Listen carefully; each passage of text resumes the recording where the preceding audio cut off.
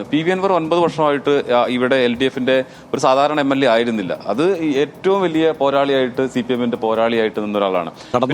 അതെ. പിന്നെ അത് മാത്രമല്ല, അദ്ദേഹം ഇവിടുത്തെ ഇപ്പം നമ്മൾ പല സ്ഥലങ്ങളിലും പോകുമ്പോൾ സാധാരണക്കാരോടൊക്കെ സംസാരിക്കുമ്പോൾ അവർക്കാർക്കും MLA എന്ന നിലയിൽ ഇദ്ദേഹത്തിന്റെ പ്രവർത്തനത്തെ കുറിച്ച് ആരും കുറ്റം പറയുന്നില്ല. അദ്ദേഹം ഒരു മോശം MLA ആയിരുന്നു എന്നല്ല പറയുന്നത്.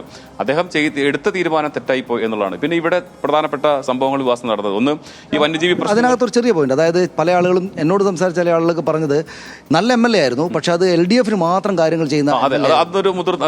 അപ്പം ഞാൻ പറഞ്ഞത് വെച്ചാൽ അതോടൊപ്പം ഇവിടെ നടന്ന പ്രളയം, അതുപോലെ ഉരുൾപൊട്ടൽ, ഇവിടുത്തെ ജനങ്ങളെ നേരിട്ട് ബാധിക്കുന്ന പല പ്രശ്നങ്ങളിലും അതിന്റെ മുന്നിൽ നിന്ന് പരിഹരിക്കുന്നതിലും ഒക്കെ ഈ അൻവർ ഉണ്ടായിരുന്നു എന്നുള്ളതാണ്. അപ്പം നമ്മൾ LDF-നെ പൂർണ്ണമായി അദ്ദേഹം MLA LDF എന്ന് CPM എന്ന് മാറിയതിനു ശേഷം അത് അദ്ദേഹം മാത്രം ഒറ്റയ്ക്ക് വീഴുകയും മറ്റുള്ളവരെല്ലാം LDF-ൽ നിൽക്കുന്ന ഭാഗമായിരിക്കില്ല. കുറച്ച് പേരെങ്കിലും അൻവറിന്റെ സ്വാധീനം കൊണ്ട് ഇത് വളരെ പ്രകടമായി കണ്ടതാണ്. അതിനകത്ത് നമ്മൾ നേരത്തെ പറഞ്ഞില്ലേ, ഓട്ടോറിക്ഷക്കാർ, ടിപ്പർ തൊഴിലാളികൾ, മണൽ വാരൽ തൊഴിലാളികൾ, ഈ നിലയ്ക്കുള്ള സാധാരണക്കാരായ ആളുകളാണ്. അതുകൊണ്ട് തന്നെ എൻ്റെ ഒരു സംശയം, ഇതിപ്പോൾ ആ വോട്ടുകളെല്ലാം ഒരുപക്ഷെ ഇടതുമുന്നണിക്ക് പോകുന്ന വോട്ടുകളാണ്. ഇതല്ല മറ്റൊരു സാഹചര്യമാണെങ്കിൽ.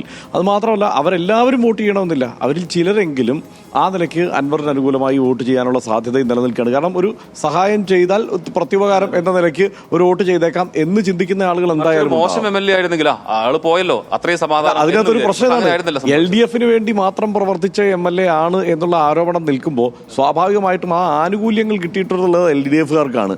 അപ്പോൾ അവരായിരിക്കും ഈ പ്രത്യുപകാരം കാണിക്കാൻ പോകുന്നത്. ഹാർഡ് കോർ കേഡർമാർ അല്ലാത്ത ആളുകൾ ആ നിലയ്ക്ക് ഒരു പ്രത്യുപകാരം ചെയ്തേക്കാമെന്ന് തോന്നിയാൽ സ്വാഭാവികമായി LDF-ന്റെ വോട്ടുകളിലാണ് ആ ചോർച്ച ഉണ്ടാവുക.